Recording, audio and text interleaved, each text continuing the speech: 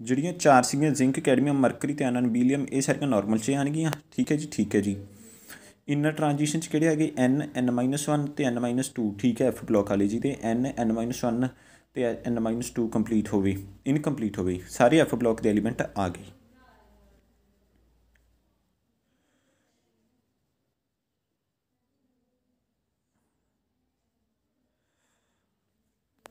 ਹੁਣ ਆਉਂਦੇ ਵਿੱਚੋਂ ਦਾ following set of atomic number represent normal element. ਵੀ ਇਹਨਾਂ 'ਚੋਂ ਨਾਰਮਲ ਐਲੀਮੈਂਟ ਨੂੰ ਕੌਣ ਰਿਪਰੈਜ਼ੈਂਟ ਕਰਦਾ ਹੈ?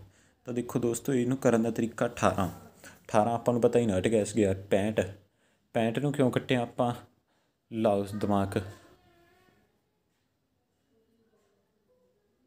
65 ਨੂੰ ਆਪਾਂ ਲਿਖਾਂਗੇ 54 ਗਿਆ ਹੀਲੀਅਮ, ਨੀਅਨ, ਆਰਗਨ, ਕ੍ਰਿਪਟਨ, ਜ਼ੈਨਨ ਤੇ ਗਿਆ 54। ਹੀਲੀਅਮ, ਨੀਅਨ, ਆਰਗਨ, ਕ੍ਰਿਪਟਨ, ਜ਼ੈਨਨ 54 ਗਿਆ, ਮਤਲਬ 6s2। ਠੀਕ ਹੈ, 4f14, 6s2 54 ਗਈ, ਮਤਲਬ ਕਿੰਨੇ ਬਚੇ? 11। 6s2 4f14 14 'ਚ ਜਾਂਦਾ ਇਹ ਤਾਂ।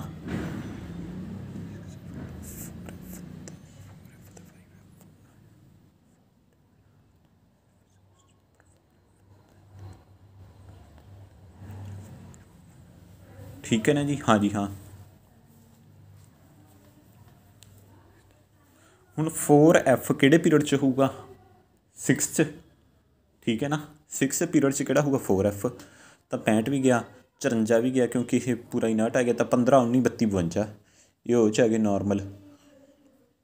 ਹੁਣ ਇਹਨੂੰ ਵੀ ਚੈੱਕ ਕਰਨਾ ਤਾਂ 15 ਦਾ ਤੁਹਾਨੂੰ ਸਿੱਧਾ ਹੀ ਪਤਾ ਹੈ ਵੀ ਫਾਸਫੋਰਸ ਹੈ, ਉਹ ਤਾਂ ਗਿਆ ਉਹ 'ਚ ਹੀ ਪੀ ਬਲੋਕ 'ਚ। 19 ਕੀ 'ਚ ਗਿਆ? ਐਸ ਬਲੋਕ 'ਚ।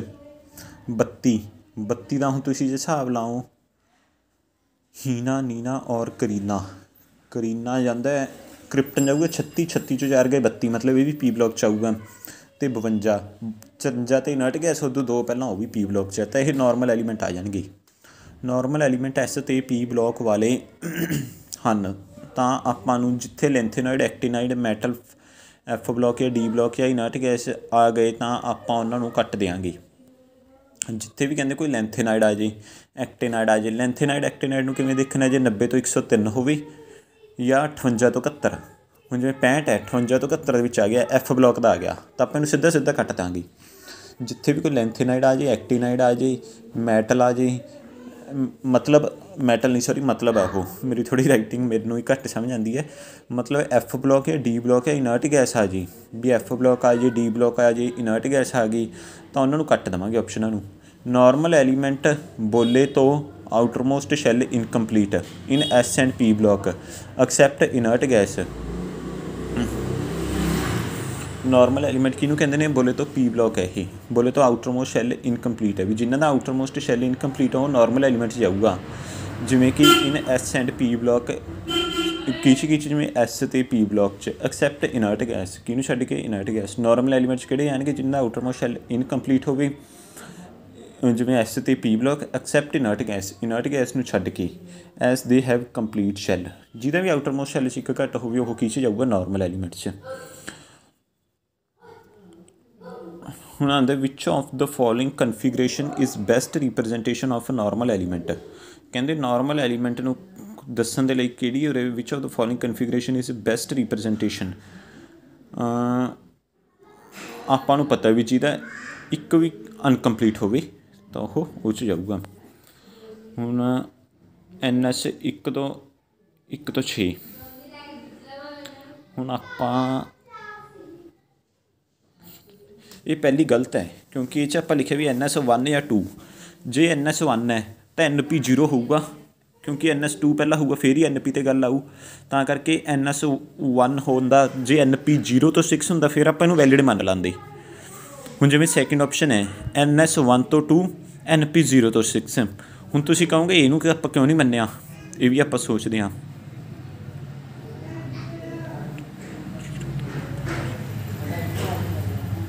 ਅਗਲੀ ਆਪਸ਼ਨ 'ਚ ਲਿਖਿਆ ਹੋਇਆ ਹੈ NP 0 ਤੋਂ 5। 0 ਤੋਂ 5 ਜ਼ਿਆਦਾ ਵਧੀਆ ਹੈ, ਕਿਉਂਕਿ ਇਹ 6 ਦੇ 6 ਹੋ ਗਏ ਤਾਂ ਉਹ ਪੂਰੀ ਹੋ ਜੂਗੀ। ਤਾਂ ਕਰਕੇ NS1 to 2, NP 0 ਤੋਂ 5। 0 ਤੋਂ 5 ਤਾਂ ਸਭ ਤੋਂ ਵਧੀਆ, ਵੀ ਉਹ ਤਾਂ ਕਦੇ ਭਰਨਗੇ ਹੀ ਨਹੀਂ। ਫੋਰਥ ਆਪਸ਼ਨ 'ਚ ਉਹਨੇ NP 1 ਲਿਖਤਾ, ਮਤਲਬ ਉਹਨੇ NS2 ਕਰਨਾ ਹੀ ਕਰਨਾ ਹੈ। ਤਾਂ ਉਹ ਵੀ ਗੱਲ ਗਲਤ ਹੋਈ, NS1 ਵੀ ਹੋ ਸਕਦਾ ਹੈ। ਠੀਕ ਹੈ ਜੀ।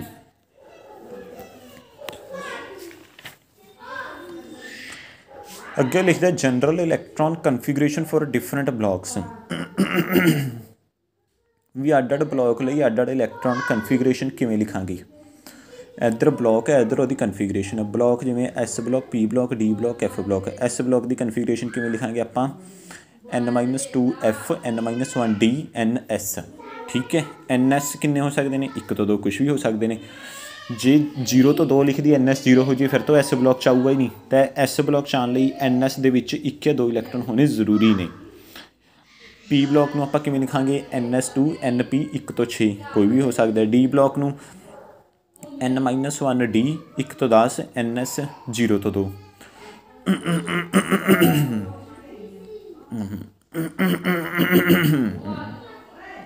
ਡੀ ਬਲੋਕ ਨੂੰ ਕਿਵੇਂ ਲਿਖਾਂਗੇ, N-1 D 1 ਤੋਂ 10 NS 0 ਤੋਂ 2। ਠੀਕ ਹੈ ਜੀ। ਡੀ ਬਲੋਕ ਨੂੰ ਕਿਵੇਂ ਲਿਖਾਂਗੇ, N-1 D 1 ਤੋਂ 10। ਡੀ ਬਲੋਕ ਨੂੰ ਲਿਖਾਂਗੇ N-1 D 1 ਤੋਂ 10 NS 0 ਤੋਂ 2। ਐਫ ਬਲੋਕ ਨੂੰ ਲਿਖਾਂਗੇ N-2 F 1 ਤੋਂ 14 N-1 D 0 ਤੋਂ 1 ਵੀ ਹੋ ਸਕਦਾ। ਠੀਕ ਹੈ, ਭਰੂਗਾ ਤਾਂ ਪਹਿਲਾਂ ਐਫ ਹੀ। ਇਹੀ ਅਕੋਰਡਿੰਗ ਟੂ ਮੋਡਿਊਲ ਹਨ। ਠੀਕ ਹੈ, ਇਹਨਾਂ ਦੀ ਲੋੜ ਨਹੀਂ ਯਾਰ, sorry. Some important points. Some second period elements show diagonal relation with some third period element because their ionic potential or ionic radius is almost same. ਠੀਕ ਹੈ, ਕੁਛ ਕਹਿੰਦਾ ਸੈਕਿੰਡ ਪੀਰੀਅਡ ਦੇ ਐਲੀਮੈਂਟ ਡਾਇਗਨਲ ਰਿਲੇਸ਼ਨਸ਼ਿਪ ਸ਼ੋਅ ਕਰਦੇ ਨੇ third period ਦੇ element ਦੇ ਨਾਲ। ਕੀ ਕਹਿੰਦਾ ਉਹ, ਕਹਿੰਦਾ ਕੁਛ ਸੈਕਿੰਡ ਪੀਰੀਅਡ ਦੇ element show diagonal relation, shows diagonal relation with some third period element because their ionic potential ਜਾਂ ionic radius is almost same। ਕਹਿਣ ਤੋਂ ਸੈਕਿੰਡ ਗਰੁੱਪ ਦੇ ਕੁਝ ਐਲੀਮੈਂਟ ਦੀਆਂ ਪ੍ਰੋਪਰਟੀਆਂ ਥਰਡ ਗਰੁੱਪ ਦੇ ਐਲੀਮੈਂਟ ਦੇ ਨਾਲ ਮਿਲਦੀਆਂ ਨੇ। ਜਿਹੜੀਆਂ ਸੈਕਿੰਡ ਗਰੁੱਪ ਦੀਆਂ ਪ੍ਰੋਪਰਟੀਆਂ ਨੇ ਕਿਹਦੇ ਨਾਲ ਮਿਲਦੀਆਂ ਨੇ, ਥਰਡ ਗਰੁੱਪ ਦੇ ਨਾਲ। ਜਿਵੇਂ ਲੀਥੀਅਮ ਅਤੇ ਮੈਗਨੀਸ਼ੀਅਮ ਦੀ, ਬੈਰੀਲੀਅਮ ਅਤੇ ਐਲਮੀਨੀਅਮ ਦੀ, ਬੋਰੋਨ ਅਤੇ ਸਿਲੀਕੋਨ ਦੀ। ਤਾਂ ਕੁਛ ਕੀ ਹੈ ਵੀ ਸੈਕਿੰਡ ਗਰੁੱਪ ਅਤੇ ਥਰਡ ਗਰੁੱਪ ਦੇ ਐਲੀਮੈਂਟ ਦੀਆਂ ਸਿਮਿਲੈਰਿਟੀਜ਼ ਮਿਲਦੀਆਂ ਨੇ। ਆਇਨਿਕ ਪੋਟੈਂਸ਼ੀਅਲ ਕਿਹਨੂੰ ਕਹਿੰਦੇ ਨੇ, ਚਾਰਜ ਬਟਾ ਸਾਈਜ਼। ਵੀ ਕਟਾਇਨ 'ਤੇ ਚਾਰਜ ਕਿੰਨਾ ਬਟਾ ਉਹਦਾ ਸਾਈਜ਼ ਕਿੰਨਾ। ਠੀਕ ਹੈ ਜੀ, ਠੀਕ ਹੈ ਜੀ। ਡਾਇਗਨਲ ਰਿਲੇਸ਼ਨਸ਼ਿਪ ਸ਼ੋਅ ਕਰਦੇ ਨੇ ਲੀਥੀਅਮ ਅਤੇ ਮੈਗਨੀਸ਼ੀਅਮ, ਬੈਰੀਲੀਅਮ ਅਤੇ ਐਲੂਮੀਨੀਅਮ। ਵੈਸੇ ਬੈਰੀਲੀਅਮ ਉਰੇ ਆਉਣਾ ਸੀਗਾ ਪਰ ਆਪਾਂ ਐਂ ਲਿਖਤਾ ਕਿਉਂਕਿ ਮੇਰੀ ਥੋੜ੍ਹੀ ਰਾਈਟਿੰਗ ਘੱਟ ਹੀ ਵਧੀਆ ਹੈ। ਤਾਂ ਇਹ ਡਾਇਗਨਲ ਰਿਲੇਸ਼ਨਸ਼ਿਪ ਹੈ। ਆਇਨਿਕ ਪੋਟੈਂਸ਼ੀਅਲ ਕਿਵੇਂ ਦੇਖਣਾ, ਚਾਰਜ ਬਟਾ size. Third period element are typically known as typically element. Third period element कि फस्ट पीरियड नहीं, सैकेंड पीरियड नहीं, थर्ड पीरियड मतलब sodium, magnesium, aluminium, silicon, phosphorus, sulphur, chlorine, argon. इन्होंने element को की कहते हैं टिपिकल एलीमेंट। थर्ड पीरियड के एलीमेंट को की कहते हैं टिपिकल एलीमेंट। थर्ड पीरियड के एलीमेंट को की कहते हैं typical element because they represent all properties of their group. Third period वाले की दसते हैं सारिया प्रॉपर्टी दिखाते हैं आपके ग्रुप दियाँ, मतलब ये अनायन कटायन भी नहीं, जो 2 इलैक्ट्रॉन निकल जाए कटायन भी नहीं, तो अनायन भी नहीं, विच सिलिकॉन है जोड़ा कि मैटलॉयड भी है। तो ये सारिया प्रॉपर्टियाँ आ गई ग्रुप दियाँ।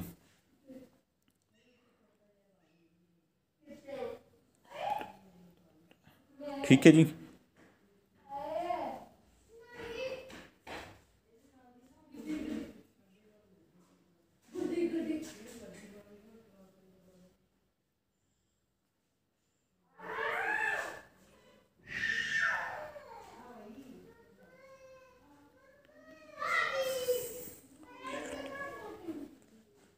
ਹੁਣ ਕਹਿੰਦੇ नाइट्रोजन सिर्फ 3 ਮੋਡ बना सकते जबकि फॉस्फोरस 3 ਤੋਂ ਵੱਧ भी बना ਲੈਂਦਾ। ਮੈਨੂੰ शायद ये श्योर नहीं है, ਆਪਾਂ ਅੱਗੇ देखते हैं। पर ਕਹਿੰਦੇ नाइट्रोजन तो जिवें ऑक्सीजन है, ऑक्सीजन सिर्फ ਕਹਿੰਦੇ 2 ही बॉन्ड बनाती है, सल्फर उदों ਵੱਧ भी बना ਲੈਂਦਾ, लोन पेयर डोनेट कर ਦਿੰਦਾ।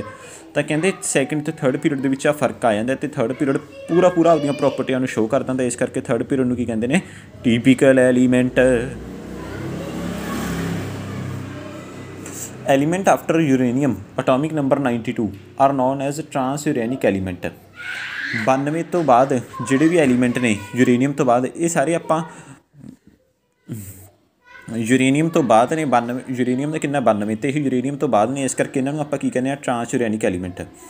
ये यूरेनियम तो बाद ने तो यूरेनियम का एटॉमिक नंबर कितना 92, तो इन्हूं की कहांगे transuranic element. All transuranic element are artificial and radioactive. सारे जिहड़े भी ट्रांस यूरेनिक एलीमेंट ने वो आर्टिफिशियल ने तो सारे रेडियो एक्टिव ने, सारियां चों किरणां निकलदियां ने। सारे जिहड़े ट्रांस यूरेनिक एलीमेंट ने आर की ने आर्टिफिशियल ने। All transuranic element are artificial and radio active.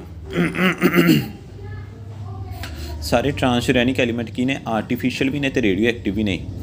All actinides are radioactive but not artificial. ਜਿੰਨੇ ਵੀ ਐਕਟੀਨਾਈਡ ਨੇ ਸਾਰੇ ਕਹਿੰਦਾ ਰੇਡੀਓ ਐਕਟਿਵ ਨੇ।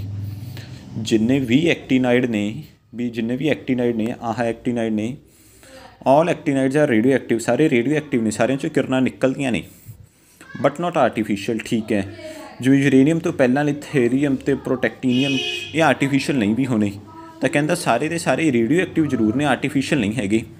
ਲੈਂਥੇਨਾਈਡ are known as rare earth metal. Lanthanide ਨੂੰ ਕੀ ਕਹਿੰਦੇ ਨੇ, ਰੇਅਰ ਅਰਥ ਮੈਟਲ। ਲੈਂਥੇਨਾਈਡ ਨੂੰ ਕੀ ਕਹਿੰਦੇ ਨੇ, rare earth metal. Lanthanides are known as rare earth metal. Lanthanide ਨੂੰ ਕੀ ਕਹਿੰਦੇ ਨੇ, rare earth metal. Lanthanide are known as rare earth metal. Lanthanide are natural element except ਪ੍ਰੋਮੇਥੀਅਮ।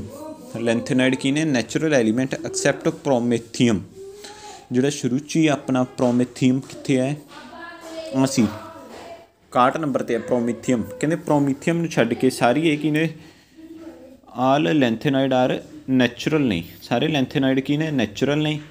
ਪ੍ਰੋਮੀਥੀਅਮ ਨੂੰ ਛੱਡ ਕੇ ਲੈਂਥੇਨਾਈਡ ਨੂੰ ਕੀ ਕਹਿੰਦੇ ਨੇ, ਰੇਅਰ ਅਰਥ ਮੈਟਲ। ਲੈਂਥੇਨਾਈਡ ਨੂੰ ਕੀ ਕਹਿੰਦੇ ਨੇ, ਰੇਅਰ ਅਰਥ ਮੈਟਲ। ਇਹ ਕੀ ਨੇ ਸਾਰੇ, ਪ੍ਰੋਮੀਥੀਅਮ ਨੂੰ ਛੱਡ ਕੇ ਸਾਰੇ ਕੀ ਨੇ, ਨੈਚੁਰਲ ਨੇ। ਪ੍ਰੋਮੀਥੀਅਮ ਨੂੰ ਛੱਡ ਕੇ ਸਾਰੇ ਕੀ ਨੇ, ਨੈਚੁਰਲ ਨੇ। ਫਸਟ ਮੈਨ ਮੇਡ ਐਲੀਮੈਂਟ ਕਿਹੜਾ, ਟੈਕਨੀਸ਼ੀਅਨ। ਫਸਟ ਮੈਨ ਮੇਡ ਐਲੀਮੈਂਟ ਕਿਹੜਾ, ਟੈਕਨੀਸ਼ੀਅਮ। ਫਸਟ ਮੈਨ ਮੇਡ ਐਲੀਮੈਂਟ ਕਿਹੜਾ, ਟੈਕਨੀਸ਼ੀਅਮ। ਠੀਕ ਹੈ, ਅਤੇ ਲਿਕੁਇਡ ਐਲੀਮੈਂਟ ਕਿਹੜੇ ਹੁੰਦੇ ਨੇ ਪੀਰੀਓਡਿਕ ਟੇਬਲ 'ਚ, ਜਿਵੇਂ ਕਿ ਗੈਲੀਅਮ, ਮਰਕਰੀ। ਆਪਾਂ ਇਹ ਗਰੁੱਪ 'ਚ ਹੀ ਦੇਖ ਲੈਂਦੇ ਹਾਂ ਪੀਰੀਓਡਿਕ ਟੇਬਲ ਦੇ ਵਿੱਚ ਕਿੱਥੇ ਆਉਂਦੇ ਨੇ ਆਪਣੇ। ਆਹ ਸੀ ਗੈਲੀਅਮ ਹੋ ਗਿਆ, ਗੈਲੀਅਮ, ਮਰਕਰੀ, ਬ੍ਰੋਮੀਨ, ਅਨਨਬੀਅਮ, ਸੀਜ਼ੀਅਮ, ਫਰੈਂਕੀਅਮ। ਇਹ ਸਾਰੇ ਕੀ ਨੇ, ਲਿਕੁਇਡ ਐਲੀਮੈਂਟ ਨੇ ਪੀਰੀਓਡਿਕ ਟੇਬਲ ਦੇ ਵਿੱਚ। ਲਿਕੁਇਡ ਐਲੀਮੈਂਟ ਕਿਹੜੇ ਹੁੰਦੇ ਨੇ ਪੀਰੀਓਡਿਕ ਟੇਬਲ ਦੇ ਵਿੱਚ, ਜਿਵੇਂ ਗੈਲੀਅਮ, ਮਰਕਰੀ, ਬ੍ਰੋਮੀਅਮ, ਬ੍ਰੋਮੀਨ, ਅਨਨਬੀਅਮ, ਸੀਜ਼ੀਅਮ, ਫਰੈਂਕੀਅਮ। ਤਾਂ ਲਿਕੁਇਡ ਐਲੀਮੈਂਟ ਕਿਹੜੇ ਨੇ ਪੀਰੀਓਡਿਕ ਟੇਬਲ ਦੇ ਵਿੱਚ, ਗੈਲੀਅਮ, ਮਰਕਰੀ, ਬ੍ਰੋਮੀਨ, ਅਨਨਬੀਅਮ, ਸੀਜ਼ੀਅਮ, ਫਰੈਂਕੀਅਮ। ਅੱਗੇ ਆਉਂਦਾ ਕਾਜ਼ ਆਫ ਪੀਰੀਓਡਿਸਿਟੀ, ਵੀ ਆਹ ਪੀਰੀਓਡਿਸਿਟੀ ਕਿਉਂ ਹੈਗੀ, ਇਹਦਾ ਕਾਰਨ ਕੀ ਹੈ। ਗਰੁੱਪ, ਇੱਕ ਤਾਂ ਗਰੁੱਪ 'ਚ ਕੀ ਹੈ ਵੀ ਨੰਬਰ ਆਫ ਸ਼ੈੱਲ, ਜਿਵੇਂ ਆਹ ਗਰੁੱਪ ਹੈ ਤਾਂ number of shell top to bottom increase but their outermost electronic configuration is similar. ਵੀ ਆਪਾਂ ਇਹਨੂੰ ਪੀਰੀਓਡਿਕ ਟੇਬਲ ਨੂੰ ਐਂ ਬਣਾਇਆ ਹੀ ਕਿਉਂ, ਕਿਉਂਕਿ ਇੱਕ ਗਰੁੱਪ ਦੇ ਵਿੱਚ ਜਿੰਨੀਆਂ ਵੀ ਪ੍ਰੋਪਰਟੀਆਂ ਨੇ ਉਹ ਸਾਰੀਆਂ ਮੈਚ ਹੁੰਦੀਆਂ ਨੇ। ਵੀ ਜਿਵੇਂ ਇਹ 'ਚ ਵੀ ਇੱਕ ਇਲੈਕਟ੍ਰੋਨ ਹੁੰਦਾ ਹੈ ਬਾਹਰ ਆਊਟਰਮੋਸਟ, ਇਹ 'ਚ ਵੀ ਇੱਕ, ਤਾਂ ਸਾਰਿਆਂ ਦੇ ਇੱਕ ਭਾਵੇਂ ਸ਼ੈੱਲ ਇਨਕਰੀਜ਼ ਹੋ ਰਿਹਾ ਇੱਕ ਪਰ ਆਊਟਰਮੋਸਟ ਇਲੈਕਟ੍ਰੋਨਿਕ ਕਨਫੀਗਰੇਸ਼ਨ ਉਹੀ ਹੈ, ਤਾਂ ਇਹ ਪੀਰੀਓਡਿਕ ਟੇਬਲ ਬਣਿਆ ਹੈ। ਅਤੇ ਪੀਰੀਅਡ ਦੇ ਵਿੱਚ ਕੀ ਹੈ, ਪੀਰੀਅਡ ਦੇ ਵਿੱਚ ਸ਼ੈੱਲ ਉਹੀ ਹੈ, ਬਸ ਸਿਰਫ ਕੀ ਇਨਕਰੀਜ਼ ਹੋ ਰਿਹਾ, ਇੱਕ ਇਲੈਕਟ੍ਰੋਨ ਇਨਕਰੀਜ਼ ਹੋ ਰਿਹਾ।